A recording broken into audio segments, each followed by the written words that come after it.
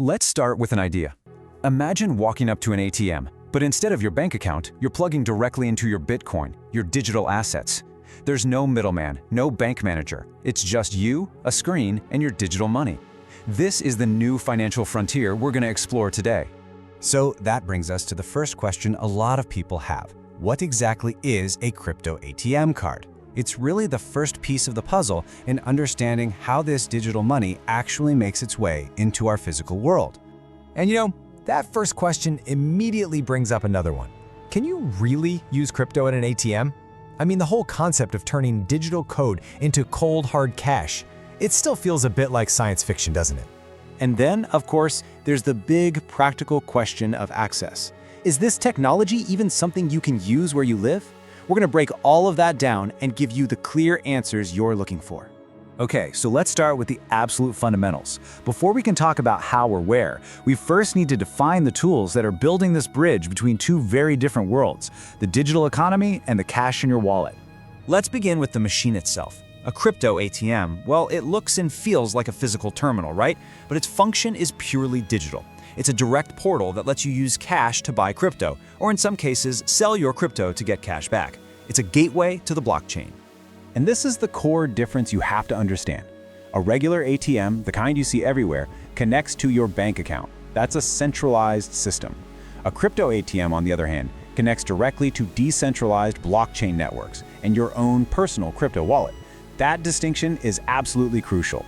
So how do you actually interact with these machines? Well, most of the time, you're going to use a crypto debit card.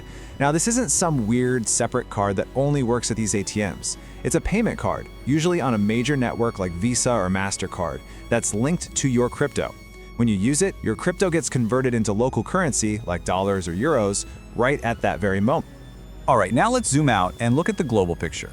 The availability of these tools, well, it's not the same everywhere you go. The map of who's adopting this is a real patchwork, and it's all shaped by local regulations, by demand, and by infrastructure. Basically, where you live completely determines your access.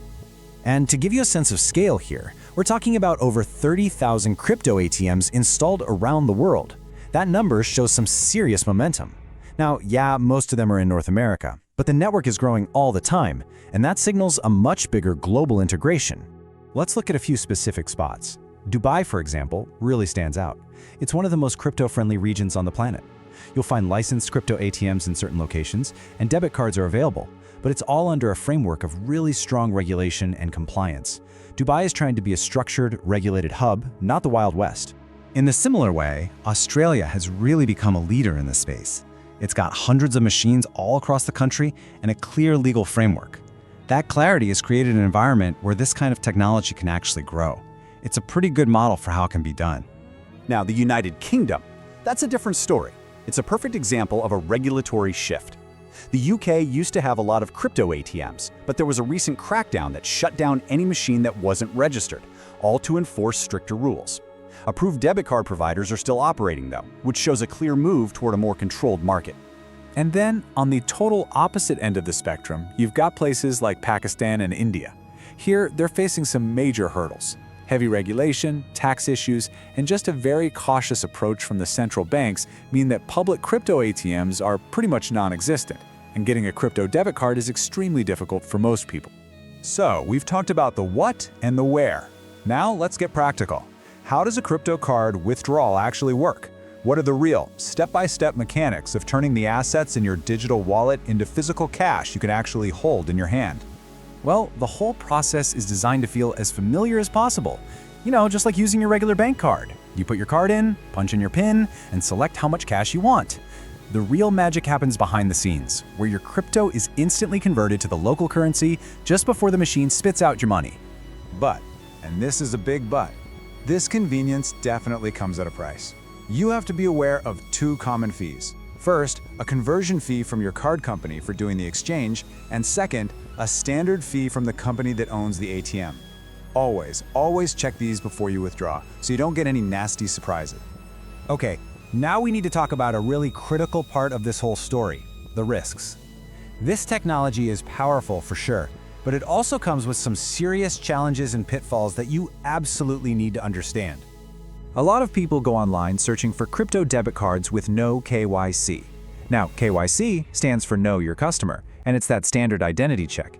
And I get it, the promise of anonymity is tempting. But these unregulated cards are incredibly risky.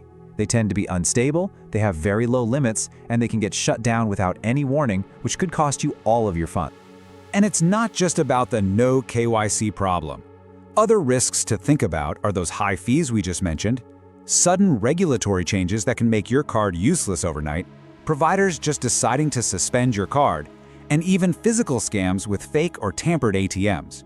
You have to be vigilant. It's just not negotiable. So when you boil it all down, it's really best to think of crypto ATMs and debit cards as just bridges. They are infrastructure. They connect the world of digital money to the physical world we all live in. They aren't magic, they aren't perfectly anonymous, and they aren't flawless. They're just a functional and still evolving technology with real-world limits. And that brings us to a final thought. This technology really shows us where finance is heading, towards a system where digital and physical value can move a lot more freely. Now, they may not be perfect, and they're definitely not everywhere yet, but as our financial world keeps evolving, maybe understanding these new bridges is